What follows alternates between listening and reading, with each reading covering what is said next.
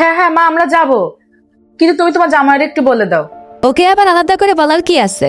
না মা, ও তোমার জামাই না, না বললে খারাপ দেখা যায় না। এই নাও মা, তোমার সাথে কথা বলবে। আসসালামু আলাইকুম আম্মা, কেমন আছেন? হ্যাঁ হ্যাঁ, তোমরা চলে এসো। রেখে দিল, মনে হয় ব্যস্ত আছে। দাঁড়াও, ফোন দিচ্ছি আমি।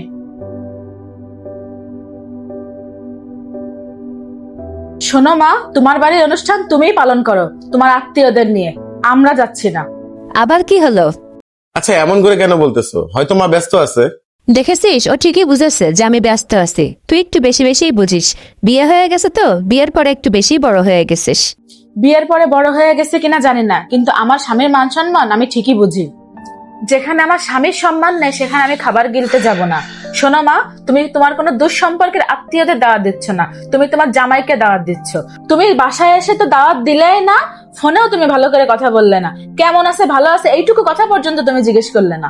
যেই দিন তুমি তোমার জামাইকে সম্মান করতে পারবা সেই দিন আমি তোমার বাসায় যাব, তার আগে তোমার বাসায় আমি পাওয়া রাখবো না। আচ্ছা, তুমি মায়ের সাথে শুধু শুধু রাগারাগি কেন করতে গেলে?